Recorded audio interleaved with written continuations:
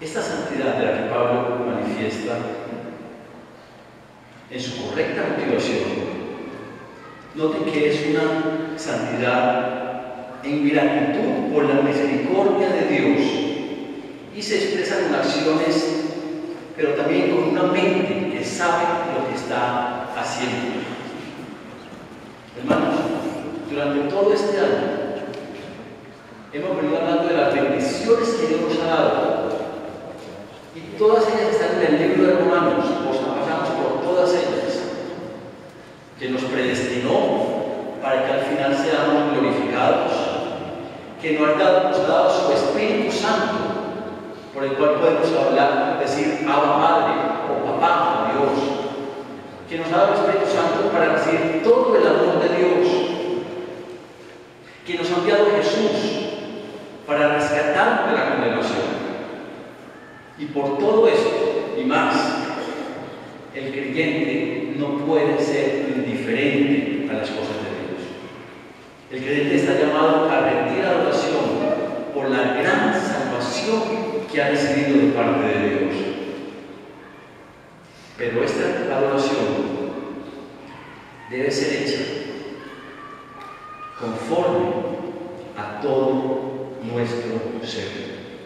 O sea, no es algo que expresamos a Dios solamente, sino también es algo que hacemos.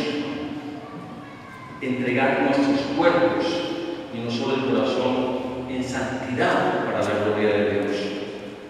Y este debería ser el punto diario de un cristiano, un culto espiritual que estima la obra de Dios, un culto que no se conforma con un solo día a la semana, sino a todos los días de nuestra vida. Pero, dice Pablo, para adorar bien hay que pensar bien. Ahora que estamos en una nueva vida, no podemos ajustarnos a los patrones de este mundo. No debemos dejar que este sistema posmoderno, en el que nos ha tocado vivir con ese relativismo moral, nos amolde. Hoy en día se habla mucho sobre la tercera vía. ¿Han ustedes escuchado la tercera vía? Hay una publicidad en televisión sobre el ministro inglés que está empujando esto, y algunos en Europa. La tercera vía es una opción diferente frente al capitalismo y al socialismo. Es como una tercera vía, una tercera forma de hacer las cosas.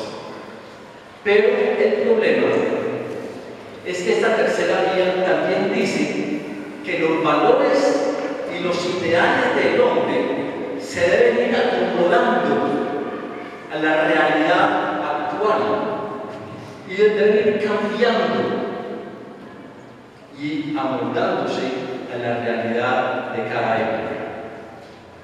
Si hace años era un escándalo conocer que un aborto, hoy en día hasta se discute si es un crimen o no. Si hace años uno escasamente veía a alguien consumiendo drogas y casi como que veían a Satanás, no uno se pensaba, ¿qué es eso? Hoy en día se habla como si fuera algo normal, la dosis personal como si fuera algo legal. El divorcio. Hace algunos años, una pareja que se separaba era un escándalo, era noticia, salía en el colombiano, era impresionante. Se separaron. Hoy en día no. Los valores y los ideales se van acomodando a cada época.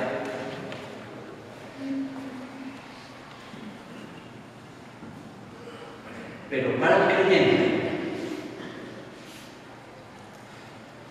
es la realidad la que se debe acomodar a los valores absolutos del reino de Dios. Esa es la forma de ser sal y luz en medio de un mundo corrupto y en tinieblas. Y si no es el cristiano, ¿quién? Hermanos, es nuestra responsabilidad de hacer contracultura en nuestro medio, de ser diferentes, atrevernos a ser distintos, sin temor, sin vergüenza, sin sentirnos culpables o inferiores.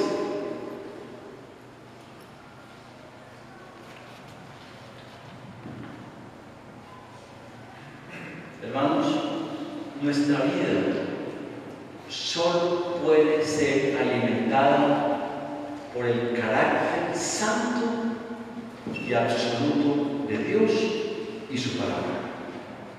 Ese es nuestro alimento, el alimento de nuestros valores y de nuestros ideales. A través de la lectura de la palabra, de su estudio, Dios transforma por medio de su Espíritu Santo nuestra forma de pensar. Muchos de ustedes que han nacido de nuevo no piensan igual. Muchos de ustedes que han venido buscando al Señor ya no piensan igual. ¿Por qué? Porque el Espíritu Santo está cambiando su forma de pensar. Lo que antes tenía interés para nosotros, ahora cede lugar al deseo de querer agradar a Dios. Hablaba en estos días con alguien sobre las fiestas, la Feria de las Flores, todo esto. Y uno ahora ve eso de una forma distinta. Sí, la belleza, el hermoso, todo, pero el trato, el decoro, uno dice, ¿qué hacía yo ahí? O sea, ya no nos atrae, ya uno dice, uy, pues, es tan horrible ese ambiente, ¿no? Algo que antes disfrutábamos, no esperaba que llegara la fiesta para ir de tarima en tarima por todos los barrios de Medellín. Ahora mismo, qué pérdida de tiempo, de salud, de dinero.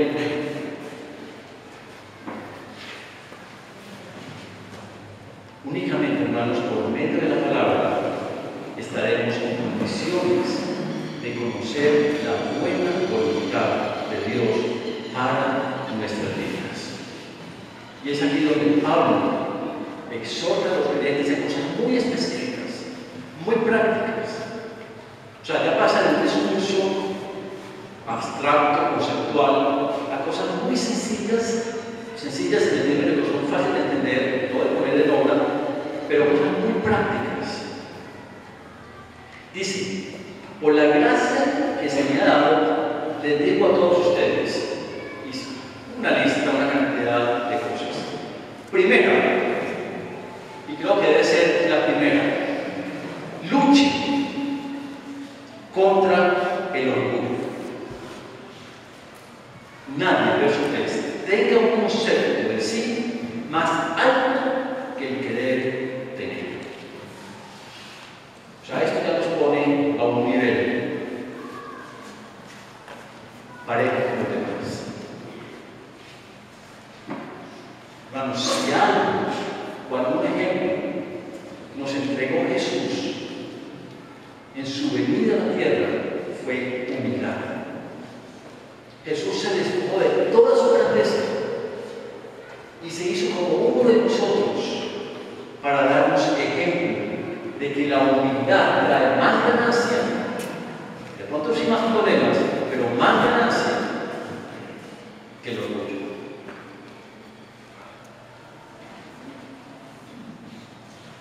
Segundo, luche contra el individualismo, algo que hoy en día en nuestra época es absolutamente esencial para muchas personas. El individualismo.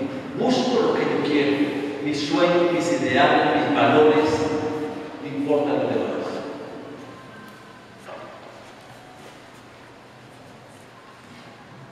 Pero noten lo que dice Pablo.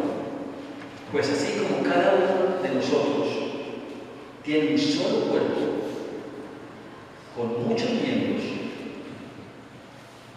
y no todos estos miembros desempeñan la misma función, también nosotros, siendo muchos, formamos un solo cuerpo en Cristo. Y dice, si alguien tiene el don de predicar o de profecía,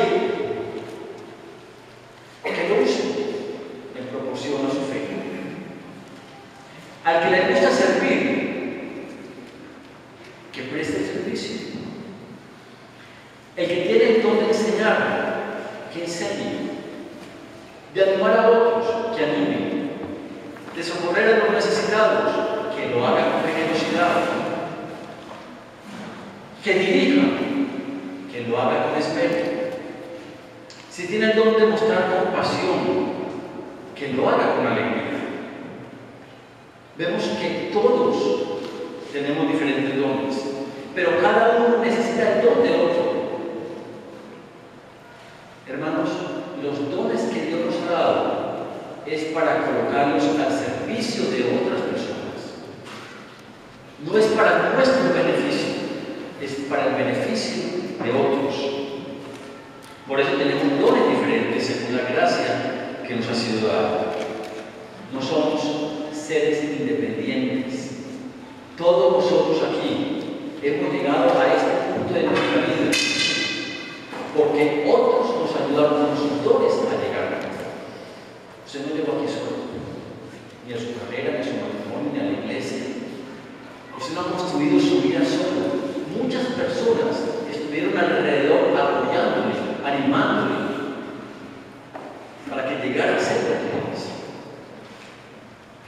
Nos cuenta Felipe que alguna vez entró a la oficina de un amigo en Canadá, de un ejecutivo, y vio un cuadro en la pared, pues un cuadro que yo no pondría por lo estético, pero era un estacón de 1 metro de altura con una tortuga encima.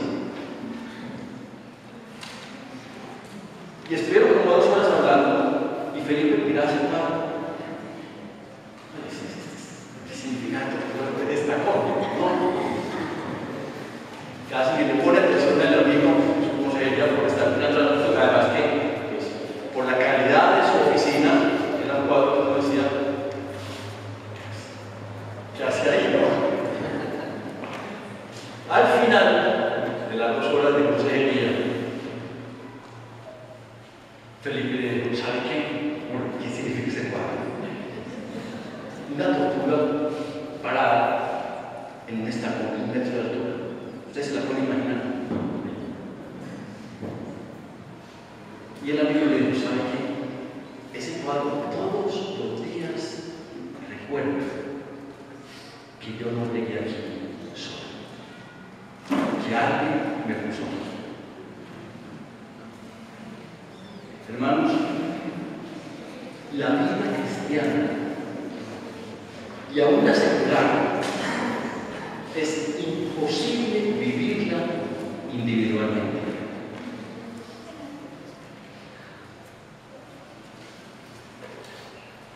Pablo continúa con su discurso y dice, luchen también contra la hipocresía.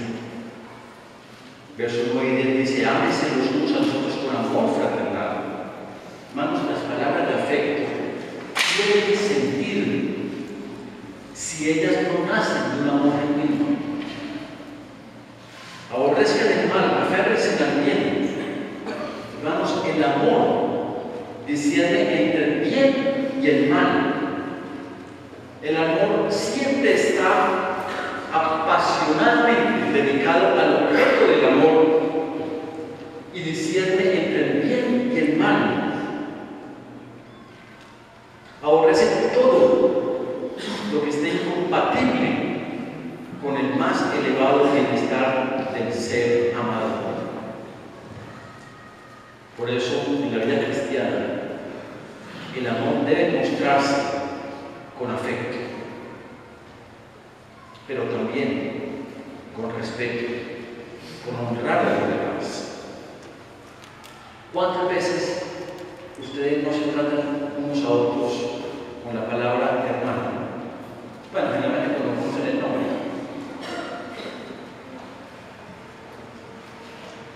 Pero ¿consideras lo que realmente significa decirle a otra persona hermano o hermana? Las implicaciones que hay ahí. Porque esa palabra sale y suena muy fácil. Pero cuando tú le dices hermano o hermana a una persona, estás pensando en lo que realmente está diciendo, en las implicaciones de tener un hermano o una hermana. ¿Cuántos de ustedes y yo no nos saludamos o nos despedimos como Dios te bendiga? Pero deseamos ser instrumentos de bendición para esa persona. O solamente estamos diciendo que Dios te bendiga y como que cayera la bendición del cielo sobre la persona. Cuando decimos Dios te bendiga, yo debo estar dispuesto a que Dios te bendiga que la bendición descienda sobre la persona y luego pase al hermano o al hermano. Eso es amor. Hermanos, si el amor es la suma de todas las virtudes y la hipocresía el resumen del vicio, entonces se crea una contradicción. Reunirnos, o amamos o somos hipócritas. Me viene a la mente el discípulo de Jesús, Judas. ¿Amaba Judas a Jesús? Seguramente había dicho en muchas ocasiones que sí. Es más, lo seguía en el camino, como los otros 11. Se reunía con Jesús en el monte cuando iban a orar, a vigilar. Participaban en los milagros de Jesús, dando comida, repartiendo peces, panes. Pero realmente estaba su corazón con Jesús.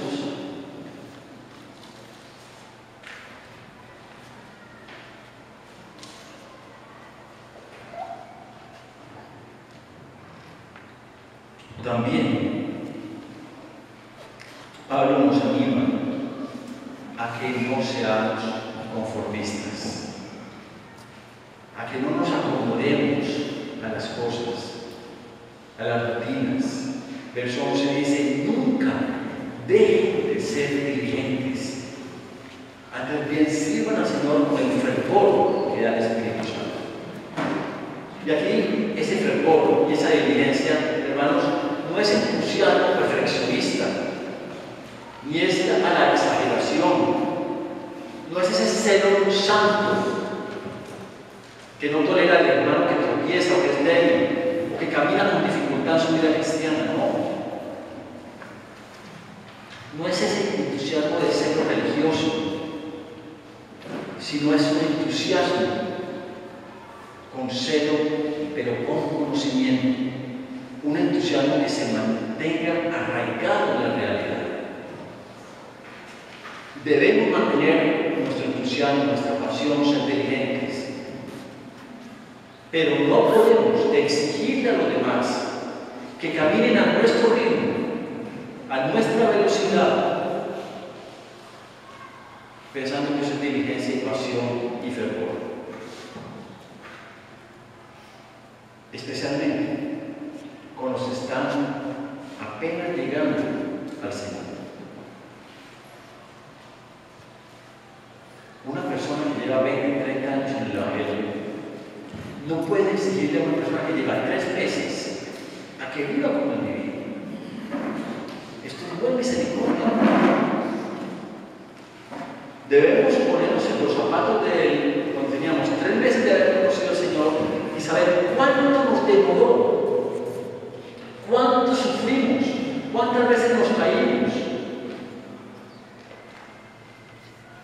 Yo recuerdo una vez estábamos en la iglesia en Castropol, Zúñiga, entrando en Migado.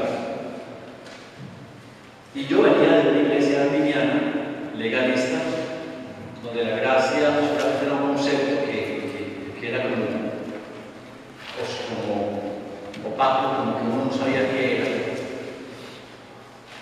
Y llegó una persona a la iglesia y empezamos a hablar. Ya llevaba para unos 3 años, pero 3 años soy discipulado. Y yo estaba un poco ofuscado porque no entendía el concepto de la gracia. Luchaba mucho con él. No, pero es que yo tengo que hacer algo. ¿Cómo ese Señor